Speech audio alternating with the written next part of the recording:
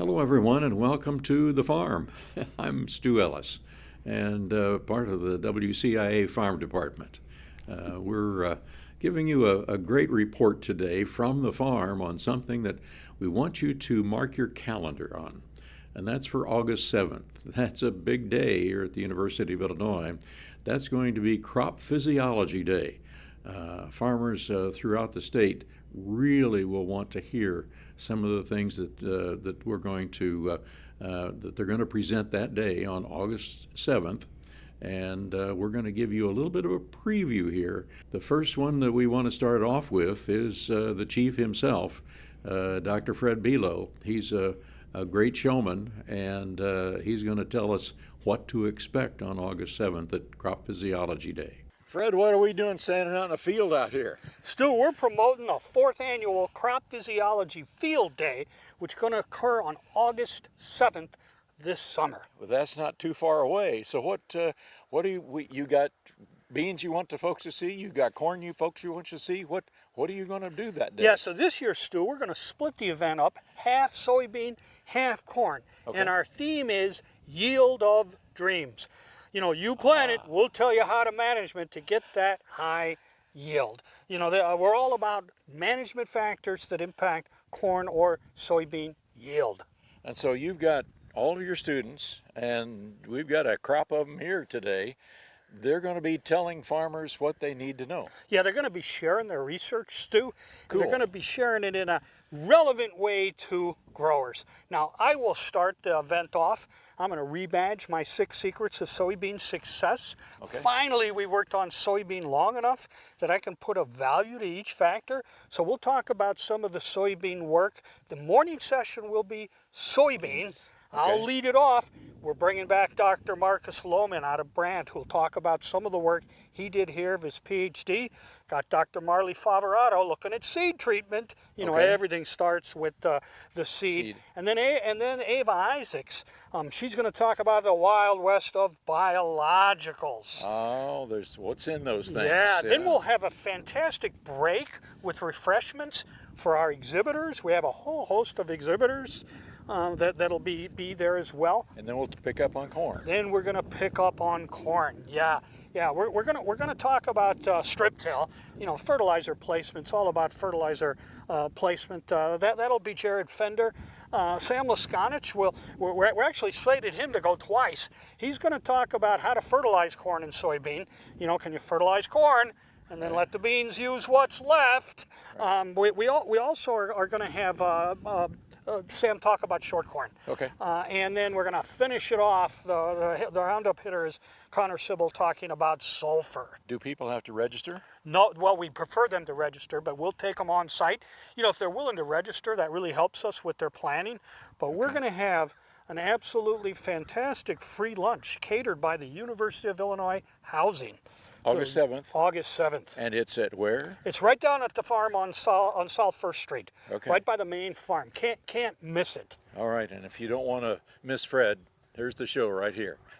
Fred's a great show, and he's certainly going to provide a lot of information that a lot of people have. Now, we wanted to visit with some of those folks that he had mentioned. First one we're going to visit with is Ava Isaacs, and talking about soybean biologicals. Many of you have wondered about what a biological is. Liquid, pellets, granular form, that you try to get the best yield out of your soybean crop. And I don't know how many different forms of biologicals are there. There's lots. A lot. Yes, and actually that answers the question. Yeah, oh yeah. But right now the biological market is absolutely exploding. There's lots of new products coming out every year. I think it's only going to grow from here. But really, we group them into 2 main categories: living microbes, which is what I work with, and then biostimulants. But right now we're looking at, in conjunction with the United Soybean Board, we're looking at 10 different biological products from 5 of those product categories. So this is Ava Isaacs, and she's part of the crop physiology department at the University of Illinois, and she's going to be on the agenda for Crop Physiology Day, August 7th. Mark that on your calendar.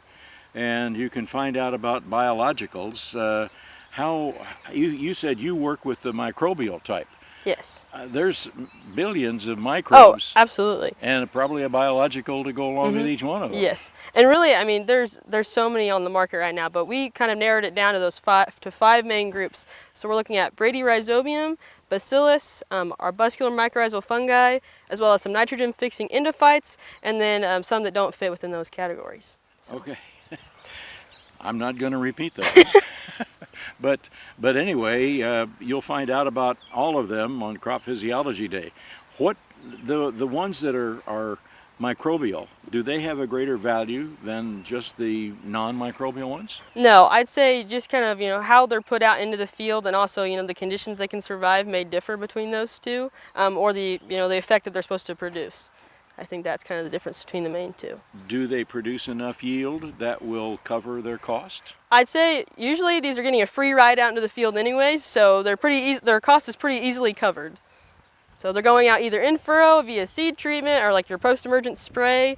So they can be applied at any time in any fashion then? yes. Okay. And some are applied best, in one way or another, and that's kind of what we're also trying to figure out. So. And you've got the project that you're doing here is funded by the Soybean Checkoff. Yep, with the United Soybean Board. And so they're interested in finding out what you're going to be telling everybody Yes, then. yes. Okay, so farmers can see where some of their checkoff money goes, and it's to fund Ava's research, and you can find out on Crop Physiology Day, August 7th, just exactly what answers you want for all the questions that you have about using biologicals on soybeans. Our thanks to Ava Isaacs for stopping by here to promote that event down on South First Street, August 7th. Now, we've got another young lady who is going to be talking about soybeans, and that's Dr. Marley Favaretto. Marley's from Brazil, and some of you may have encountered her husband, Vitor. Vitor has been around campus for a while, and but Marley's been looking at soybean seed treatments. There's only so much real estate on that soybean.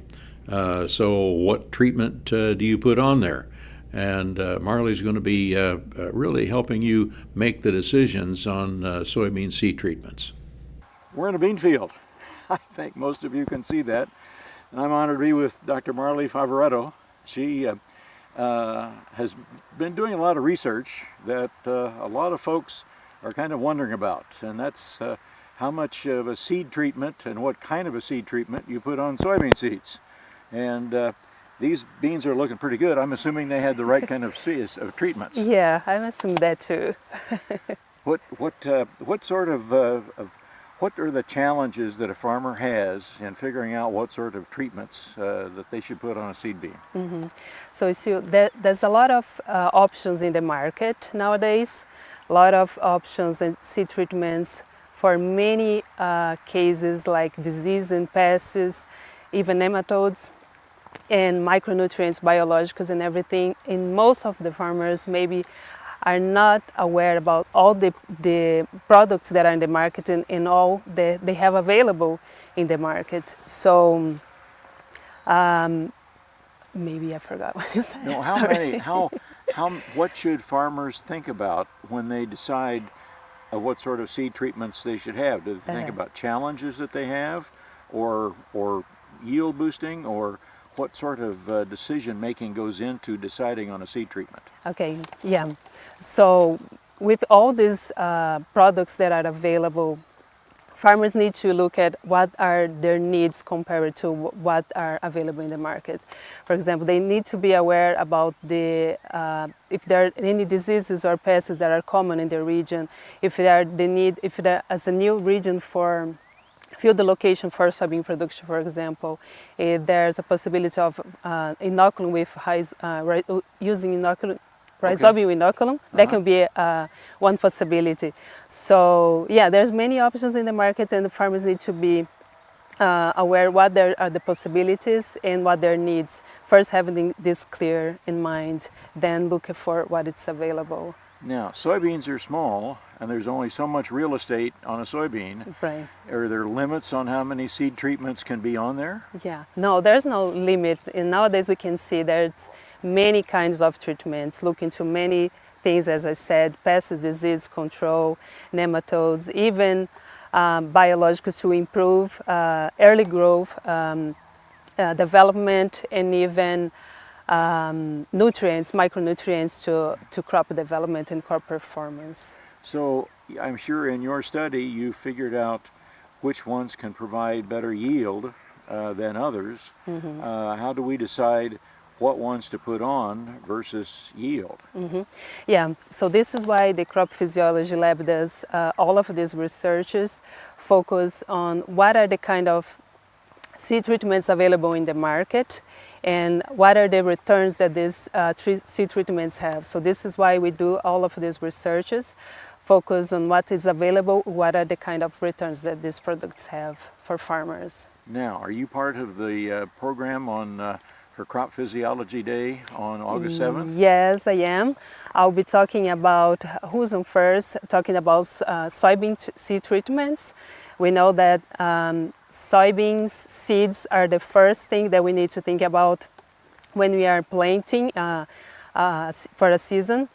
So soybean seeds are very crucial to thinking about what is important to be aware on what is necessary to keep the crop healthy from the beginning. So soybean seed treatments are very crucial for a good season. So if soybean seed treatments are one of your priorities, Marley Favaretto will be part of the program on August 7th at Crop Physiology Day at the University of Illinois. And if you have some questions, Dr. Favaretto would be more than happy to help you with your challenges. Thank you. Hey, we'll be right back to talk about fertility, including boron. Now, we want to continue on with some previews of what we're going to have on Crop Physiology Day on August 7th. And there's a lot of Fred Belo's students who are going to be talking about their research. Some of that research has been done by Eric Morsink, and that focuses on boron. One of those micronutrients that a lot of farmers are wondering about that we see more and more publicity on is boron. Everybody thinks about 20 Mule Team boron wagons that came out of the far west. I don't know whether it still does or not, but Eric Morsink, who is one of the researchers at the University of Illinois, you're looking at boron, and what does boron do to a corn crop? So yeah, boron is a very important micronutrient, and as the crop physiology laboratory is focusing on high yield corn, boron is very important for the reproductive part, so for tassel and for the silks, and also for the development of cobs. So what I'm doing, I'm trying to see, boron is a very immobile nutrient on the plant, so it doesn't move very much on the plant. So what I'm trying to see if it, with different sources, different rates and different timings, we can make the nutrient move more in the plant.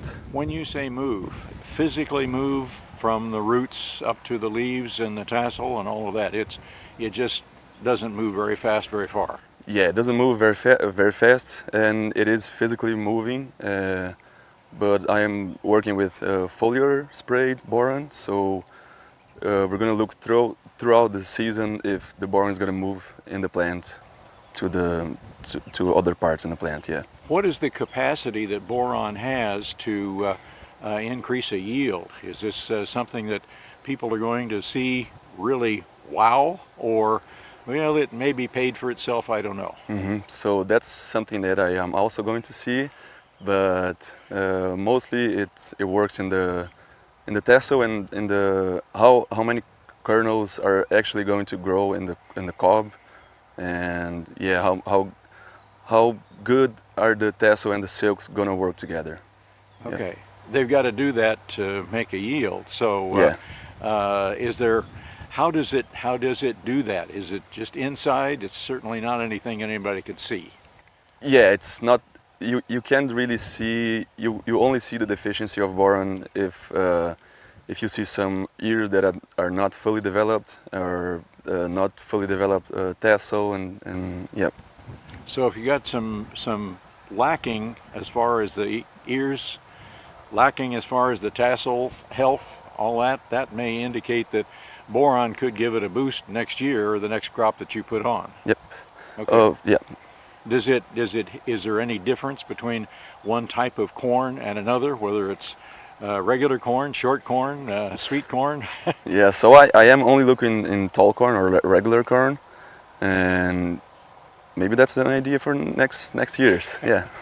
We appreciate the information from Eric Morsink, who is one of those graduate students at the University of Illinois in crop physiology department. Eric is not going to be making a presentation per se at Crop Physiology Day, but he'll be on hand if you do have some questions about boron, because he's certainly done a lot of research on that. Somebody who's done a lot of research, and you've seen him here on WCIA from time to time, is Sam Leskanich. Sam is he's a guru on a number of things, and he's finishing up his PhD. He's going to be making a couple of presentations, and the first one that we want to talk about is with fertility. Sam and I can't make up our minds. Sam Leskanich, who is one of the graduate students on the program at Crop Physiology Day, August 7th, he's sitting in front of some soybeans, I'm sitting in front of some corn, and maybe there's a lot of folks out watching this are wondering, well, do I fertilize corn first or do I fertilize soybeans first? How do we figure out on something like that when you get ready for a new year? Yeah, so a lot of farmers, you know, each farmer has their own fertility plan, and so to know what you should be doing that year, it really depends on the site and everything. But so you really need to go out and soil test, but what we really need to do is, while we need to feed the soil with fertility, we really need to feed the crop. So we have to make sure we're applying enough nutrients for the crop and what that crop is going to remove in yield. So we have to balance our fertility based upon that. And so with that, we have to know, well, if we have a higher corn yields, maybe we need a little more fertility. If we have, you know, maybe soybean yields have really started to explode, and so maybe we need higher fertility for our soybean too. But we really need to know, well, should I be applying before corn or should I be applying before soybean? And so that's what we're researching. So we don't just have the math in there, we've got weather in there, we've got soil conditions, and we've got maybe some other things that you know about that you're going to be talking about. Yeah, there's a lot of different factors that go into it, but what I want to know is, should I be applying in front of corn, or should I be applying in front of soybean, or should I be applying both? So maybe do I want to do, if fertilizer prices are low, maybe I want to put out more fertilizer out so that I can have more fertility and maybe get more return on that investment. Where if fertilizer prices are high, should I be reducing those fertilizer rates, or maybe I still need that fertilizer out there to still maintain that yield, and that higher yield could benefit even with those higher fertilizer prices. A couple generations back, people would fertilize corn and then just hope there was enough left over for beans the next year. Yes, yes. So that's one of the things we're looking at, is apply only enough for corn, and then, you know, soybean, people think of it as a scavenge crop, but it's, you know, as I mentioned, soybean yield has really been taking off, especially when we're planting early, applying fungicides, seed treatments, a lot of things that Dr. Bilo is going to talk about at our Crop Physiology Day, Field Day. August 7th, down on South 1st Street at the University of Illinois, and Sam and all of his colleagues in crop physiology classes with Fred Bilo and Connor Sybil are going to be there, and you will have the opportunity to listen to them and ask them all the questions you want. August 7th, we'll see you there. We're going to visit again with Sam about short corn right after this.